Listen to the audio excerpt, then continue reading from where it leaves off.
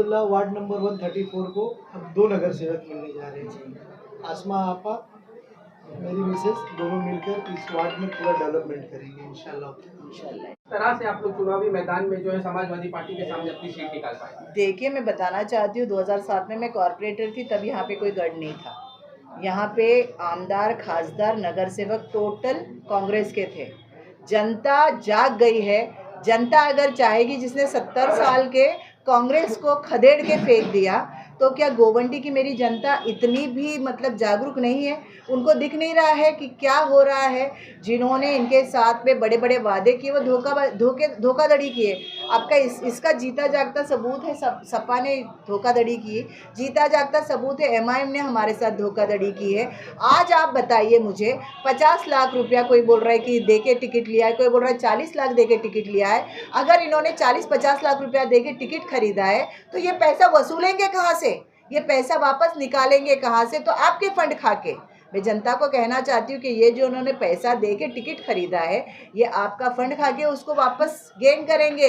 यहाँ पे ये जो भी पैसा दे के टिकट लेके आते हैं, इनके दिल में खिदमत खल्क बिल्कुल नहीं होता है। ये सिर्फ एक बिजनेस करने आए हैं। इन्होंने जो इन्वेस्ट किया है, वो चाहेंगे कि उसको निकाले और वो आपका फंड खाएंगे और फिर आप जहाँ खड़े वही रहेंगे। कोई गढ़ नहीं होता है। जनता जिसे चाहे सर पे बिठाएगी, जनता जिसे चाहे धूल चटाएगी। देखिए, जैसा जो दर्द इरफान खान का है, आप सभी जानते हैं कि जो कुर्बानियाँ इन्होंने दी है समाजवादी में रहते हुए, वही सारी कुर्बानियाँ मैंने एमआईएम पार्टी में रहते हुए दी है। मैंने एमआईएम को बढ़ाने के लिए यहाँ से लेके बिहार, औरंगाबाद, कहाँ गए नहीं, जहाँ मुझे पार्टी ने जो भी आदेश दिया था मैं काम की। ये जीते हुए थे, इन्होंने फंड के काम किए, डेवलपमेंट प्रोजेक्ट्स किए, पर मैं जीती हुई नहीं थी, इसीलिए मेरे पास फ़ंड के काम तो नहीं थे। लेकिन जहाँ जहाँ जुल्म हो रहा था, चाहे फिर वो हिजाब का मुद्दा हो, चाहे फिर वो किसी हमारे गरीब बहन का मुद्दा हो, कोई भी मुद्दा होता था, उसके लिए मैं हमेशा आगे होके आवाज़ उठा रही थी। लेकिन पार्टी ने यहाँ पे जो 7 कैंडिडेट्स डिक्लेयर किए, आप लोग सभी को पता है कि यहाँ पे पहले जो लिस्ट आई थी 7, हमारा वार्ड जो है मानपुर शिवाजी नगर, वो 8 वार्ड से कॉम्प्रोमाइज़ होता है। वहाँ पे आप देख रहे हो कि 4 सीटें ओबीसी हुई और 4 सीटें जो थी उसमें से 2 महिला ओपन थी और 2 एससी, ये कैटेगरी आती थी। वो 4 ओबीसी सीटें छोड़िए, मैंने 5 साल वहाँ पे 136 में, आप जैसे जानते होंगे कि मैंने कितना काम की। बीइंग एन एडवोकेट, किसी का पुलिस का मसला है या और भी कोई भी, क्योंकि मैं एक्स कॉर्पोरेटर रह चुकी हूँ, तो मुझे बीएमसी का टोटल नॉलेज था। मैं एजुकेटेड हूँ, एडवोकेट हूँ, तो मैंने जैसे भी हो सकता है ऑफिस खोल के 5 साल 136 के लोगों की बहुत सहायता की, काम किया। लेकिन अचानक मैं वार्ड ओबीसी होने की वजह से मैं उस कैटेगरी में नहीं आती हूँ, तो मैंने किसी का हक नहीं मारना सोचा। मैंने ये नहीं सोचा कि नहीं किसी को लाए उधर ड्रैग करे और करे, लेकिन मैंने चुपचाप अपना वार्ड छोड़ा और मैंने पार्टी से डिमांड किया कि मुझे वार्ड नंबर 134 दिया जाए, जो कि महिला वार्ड था, ओपन वार्ड था, और बीइंग अ महिला प्रेसिडेंट मेरा हक था, क्योंकि मैंने काम किया पार्टी के लिए और मुझे पूरा यकीन था कि कम से कम जो 4 वार्ड बचे हैं, कहीं ना कहीं पार्टी मुझे वहाँ पे कंसिडर करेगी, क्योंकि 2 वार्ड तो महिला थे और 2 एससी और एससी कैटेगरी में मैं आती हूँ। मैंने एससी कैटेगरी से एमएलए का इलेक्शन कुर्ला से लड़ा, तो जब मैं उस कैटेगरी में आ रही थी तो दोनों एससी वार्ड में भी मुझे नहीं उन्होंने कंसिडर किया, मुझे इवन दोनों महिला वार्डों में कंसिडर नहीं किया। मैंने पार्टी के लिए अपना हिजाब रास्ते पे उतरवाई। जब अमित साटम का, जो आप लोगों ने देखा होगा कि अमित साटम ने जो बोला था, उसके विरोध में हमने जो आंदोलन किया, उसमें पुलिस ने लिटरली मेरा हिजाब नीचे मतलब उतार के, ड्रैग करके नीचे उतारी। पार्टी को इतनी सारी कुर्बानियां देने के बाद कहीं ना कहीं 4 वार्ड में से एक भी वार्ड में कंसिडर नहीं करना, मतलब कितनी बड़ी नाइंसाफ़ी है। और नाइंसाफ़ी के खिलाफ हम दूसरों को बोलते हैं कि आवाज़ उठाए, तो हम कैसे चुप बैठ सकते हैं? तो मैंने वार्ड नंबर 134 से independent, as an independent candidate form भरा, लेकिन मैंने देखा कि इरफान के साथ भी वही चीज़ हुई। फिर हमने बैठ के बात की, इन्होंने, इनके जो डेवलपमेंट के काम है उसको मैंने देखा, मुझे बहुत अच्छा लगा और कहीं ना कहीं हमारे बीच में कुछ समझौते हुए हैं। और उसके बाद मैंने आज जाके अपना विड्रॉ कर ली फॉर्म, और मैं पूरी तरह से इरफान की वाइफ डॉक्टर नासिमा खान को, ज़ैनब खान को मैं पूरा अपना समर्थन देती हूँ। और आज मैंने अपना रेजिग्नेशन भी मेल कर दी हूँ। इम्तियाज़ जलील साहब और असदुद्दीन ओवैसी साहब को मैंने अपना रेजिग्नेशन मेल कर दिया है, क्योंकि जो सीटों का डिस्ट्रीब्यूशन हुआ था वो टोटल गलत। में आएंगे। अगर खास करके मजलिस इत्तेहादुल मुस्लिमीन की बात करें तो गोवंडी में जो है तमाम जो वो पार्टी के नेता थे वो चिल्ला चिल्ला कर ये कहते थे कि जो हम पहले सीट जो कैंडिडेट हम मौका देंगे वो पार्टी के लोगों को देंगे। वहीं दूसरी तरफ एक अनोखी पहल देखी गई कि हेलीकॉप्टर से जो है गोवंडी के ऊपर में कैंडिडेट को थोप दिया गया। किस तरह से देखती है आप इसको?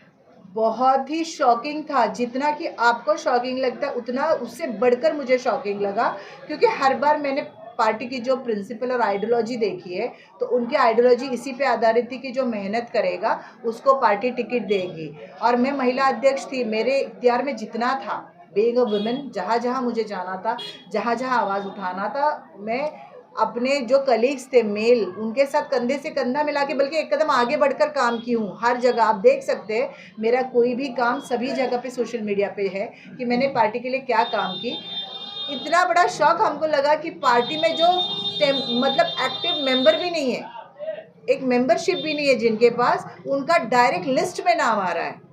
उस दिन इतनी तकलीफ हुई, इतना शॉकिंग लगा। मैंने इस बारे में आवाज़ उठाते हुए असदुद्दीन ओवैसी साहब को मेल किया, मैंने इम्तियाज़ जलील साहब को मेल किया, वारिस पठान साहब को मेल किया, फारूक शाब्दी साहब को मेल किया, लेकिन किसी ने कोई उसका जवाब नहीं दिया।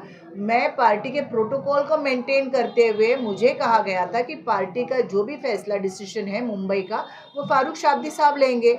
अगर उनसे नहीं हुआ तो इम्तियाज़ जलील साहब जो महाराष्ट्र के सदर है, ये दोनों मिलके जो भी है डिसीजन लेंगे। तो मैंने प्रोटोकॉल को मेंटेन करते हुए जो भी काम है इनके नेतृत्व में किया। मैंने कहीं किसी की, मुझे नहीं पता था कि यहाँ पे चरण वंदना की जानी चाहिए या चापलूसी करने से या पैसे लाके देने से टिकट मिलता है, ये मुझे नहीं पता था। अगर मुझे पता होता तो पैसे मैं भी दे के टिकट लेती थी। मुझे अगर सामने से बोला जाता कि ठीक है आपकी मेहनत एक तरफ, लेकिन पार्टी को आपको फंड देना ही है, तो मैं भी देती थी ना। इतने कमजोर तो नहीं है। सियासी पारी आपकी रही है, वहीं दूसरी तरफ जो है इरफान खान, उनका भी एक अच्छा तजुर्बा रहा है, जिन्होंने खास करके अगर शिक्षा में बात करें या सड़कों में बात करें तो उन्होंने बहुत सा काम किया। तो क्या लगता है आने वाले वक्त में अगर लोग भरोसा करके अगर ये सीट लेकर आते हैं तो आप लोग दोनों मिलकर इलाके के अंदर में एक बड़ा विकास कर पाएंगे? जी जी, डेफिनेटली, क्योंकि education plays a bigger role. बड़ा विजन होता है, पढ़ते हो तो एजेंडा पढ़ सकते हो। आप लोगों को जानकारी को मैं बता दूं कि मेरी मदर टंग मराठी है, तो आपको पता है 100% कॉरपोरेशन का काम मराठी में होता है, तो वो एजेंडा पढ़ा जाता है। वार्ड नंबर 134 की आप देखिए ज़रा, हालत इतनी खस्ता हो गई है, उसके लिए इतना लड़ना पड़ेगा और उसको स्पेशल स्लम एक स्टेटस दे के फंड लाना पड़ेगा, क्योंकि 100% स्लम है, 100% एकदम डंपिंग को लग के है। यहाँ पे रोड के नाम पे कुछ नहीं है, विकास के कामों की एकदम धज्जियाँ उड़ी हुई है। इतने घुटने तक गंदगी में लोग रह रहे हैं, छोटे बच्चे जाते हैं डंपिंग में, कितनी सारी मौतें होती है, कितने सारे काम करने बाकी है। तो जैसे डॉक्टर ज़ैनब खान एक डॉक्टर है, मैं एक एडवोकेट हूँ, तो डेफिनेटली हम दोनों का जो एजुकेशन है और हम दोनों का जो विज़न है वो मिलकर आने वाले 5 साल में वार्ड नंबर 134 का टोटल एकदम ही बोलते ना कायाकल्प कर देंगे, फेस चेंज कर देंगे। एक मिसाल बना देंगे हम गोवंडी के लिए, वार्ड नंबर 134। तो आप लोगों के माध्यम से हम लोगों से यही अपील करना चाहते हैं कि पढ़ा लिखा कैंडिडेट चुनो। अभी यहाँ पे हमारे सामने जो जो खड़े हैं, बीइंग अ लेडीज़ बोर्ड, किसी की कोई भी लेडी आपको दिख रही है मैदान में घूमते हुए? यहाँ पे जो चल रहा है वो ये चल रहा है कि बीवी नगर सेवक, बहन नगर सेवक, भाभी नगर सेवक, ये क्या चल रहा है? मजाक हो रहा है? आपकी महिला अगर बोल नहीं पाएगी तो हाउस में आपके लिए क्या आवाज़ उठाएगी? तो मैं लोगों से अपील करना चाहती हूँ कि अपना वही कैंडिडेट चुनो जो आपकी आवाज़ बने, क्योंकि यहाँ की जो जनता है वो हाउस तक नहीं जा सकती है। वो चुन के देती है एक प्रतिनिधि जो आवाज़ उठाए और आपकी एरिया के बारे में उधर बात करे। और जो महिला यहीं आपके सामने आपको वोट नहीं मांग पा रही है, तो वो क्या आवाज़ उठाएगी और क्या काम होगा? तो फिर से लोगों को याद दिलाना चाहती हूँ कि मैं और डॉक्टर ज़ैनब, हम दोनों मिलकर आपकी आवाज़ बनेगी, आपकी ज़ुबान बनेगी, और आपके साथ, इस वार्ड के साथ जो आज तक नाइंसाफ़ियाँ हो रही है उसको हम कहीं ना कहीं ख़त्म करके एक वार्ड को नया रूप देंगे। आसमा इरफान जी, गोवंडी की सियासत में एक नई चीज देखने को मिल रही है। कई जो ऐसे तमाम प्रत्याशी है वो तीसरा मोर्चा लेकर सामने आए हैं, उसमें से आप भी एक शामिल हो, क्या कहना चाहोगे? जी देखिए, हमारा सीधा सीधा विज़न है डेवलपमेंट का। हम किसी दूसरे मुद्दे पे बात नहीं करते। हम आज इलेक्शन लड़ने आए हैं, लोगों के बीच में आए हैं और अपने जो कामकाज हम लोग ने 9 साल किया है, उसको रखने आए हैं। हम लोग ने अल्हम्दुलिल्लाह, आप लोग ने देखा होगा किस तरह से 7 माले का स्कूल बनाया है बच्चों के लिए, उसकी बात करने आए हैं। हम मखदूम शाह बाबा रहमतुल्लाह अलैह के नाम पे गार्डन बनाए, हम उसकी बात करने आए। हम 90 फीट पे गार्डन बनाए, हम उसकी बात करने आए। रफ़ीक नगर में जो म्युनिसिपल स्कूल है, वो 9-9 माले का पास हो चुका है और 1 महीने में उसका टेंडर होना है। उन एक पार्ट सीबीएसई है, एक पार्ट मुंबई पब्लिक स्कूल है, हम उसकी बात करने आए। हम जूने पुलिस स्टेशन के बाजू में बच्चों के बैठने के लिए एक छोटी सी लाइब्रेरी बनाए, जब रिसेस का टाइम हो, पेरेंट्स वगैरह आए तो अपने बच्चों के साथ वहाँ बैठ सके, हम उसकी बात करने आए। हम जो ट्रैफिक समस्या हो रही है गोंडी शिवाजी नगर में, जो रेलिंग वगैरह लगाए, हम उसकी बात करने आए। और आप लोग देख रहे हो कि आज गोंडी शिवाजी नगर को सबसे ज़्यादा ज़रूरत है रस्तों की। आज कनेक्टिविटीज़ की बहुत ज़्यादा ज़रूरत है। आज पूरे गोंडी में आप देखते होंगे, जब भी कहीं से बाहर निकलना हो या इंटर करना हो, हमेशा ट्रैफिक जाम रहता है, अंदर घुसने में काफ़ी वक्त लग जाता है। तो हमारा ये है कि रोड नंबर 3 जो है, उनको जीएम लिंक रोड से जोड़ना है।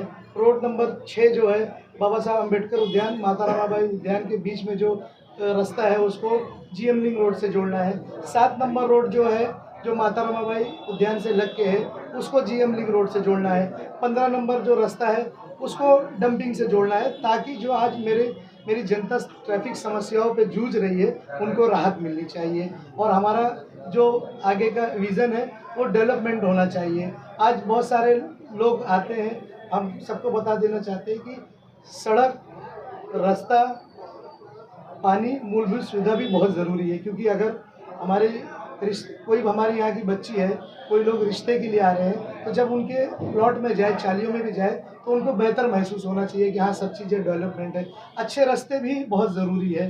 तो जितने अच्छे डेवलपमेंट के काम है, हमारी नीयत है और हम उसको करके इकबाल जी, दिखाएंगे। बहुत अहम सवाल है यहाँ पर। अगर देखा जाए तो आपका वास्ता जो समाजवादी पार्टी से रहा है, और आपके बगल में बैठती है आसमा शेख जो है, वो एमआईएम से रही है, और अभी आप दोनों एक साथ कैसे आ रहे हैं? जी, आसमा मैडम हमेशा मेरी बड़ी बहन है और हमेशा उन्होंने मुझे सपोर्ट किया है। उन्होंने मेरे काम को देखा, मेरे विज़न को देखा और अल्हम्दुलिल्लाह मेरी पूरी गोंडी की जनता जानती है कि इरफान सिर्फ काम की बात करता है। मैं किसी के कभी खिलाफ नहीं बोलता, कभी विवादित नहीं बोलता हूँ, क्योंकि मुझे मालूम है अगर इसमें से मुझे कुछ उल्टा भी बोलने वाले लोग हैं, तो कोई गैर नहीं हो। मेरे गोंडी शिवाजी नगर के मेरे अपने भाई है, तो अगर कहीं से उनको मिसगाइड हो रहा है, तो मैं उनसे बात करके हर मसले को हल निकालना चाहता हूँ। मैं लोगों को आज जो जीता हूँ ना, मैं किसी बंदूक की नोक पे नहीं जीता हूँ, तलवार की नोक पे नहीं जीता, मैंने मोहब्बत से जीता हूँ, मैं अपने अखलाक से जीता हूँ। मेरा जो एजुकेशन है, जो मेरा बर्ताव है, मैं चाहता हूँ कि जो भी जनता हो, मुझसे बेझिझक आके बात करना चाहिए। वो कभी मुझसे घबराना नहीं चाहिए। वो ये नहीं सोचना चाहिए कि इनके साथ 10 लोग हैं। वो ऐसे सोचना चाहिए कि वो अपने बेटे से बात कर रहे हैं, बहनें सोचनी चाहिए कि अपने भाई से बात कर रहे हैं। मैं इस तरह से कामकाज करना चाहता हूँ और मैं किसी के खिलाफ कुछ नहीं बोलना चाहता हूँ। मेरा जो विज़न है, मैं इंशाअल्लाह ताला जो डेवलपमेंट का काम है, वो सारी चीज़ें डेवलपमेंट की बात करेंगे तो वार्ड नंबर जो गोवंडी का 138 है, उसमें अपने बड़े पैमाने पे आपका काम रहा है जी। उसके अधिक भी जो है तमाम जो एजुकेशन के क्षेत्र में आपने काम किया था, रफीक नगर की स्कूल बोले या शिवाजी नगर की स्कूल बोले, उसका आपने डेवलपमेंट का काम किया था। उसके बाद में 134 में आपने क्यों बनाया अपना? देखिए, ये ओपन सीट हो गई है ये, तो मेरी मिसेज डॉक्टर है और मैं चाहता हूँ कि वो कॉरपोरेशन में जाए। जैसे कि आप लोग जानते हैं, गोंडी शिवाजी नगर में भी हमारे लोगों आज 12-13 लाख आबादी है। मेरे लोगों को भी एक ज़रूरत है कि एक गोंडी शिवाजी नगर का जिम खाना हो। जैसे कि आप लोग जानते हैं, डंपिंग के बाजू के जो बीएसटी प्लॉट है, उसको अगर यूडी मिनिस्टर से मिल के और सारी बातें रख के और कॉरपोरेशन हम जीतते हैं आज़ाद उम्मीदवार, तो हमारे कामकाज को सुनेगा, हम उस हिसाब से काम करेंगे। जिसमें जनता की भलाई होगी, हम उसका काम करेंगे।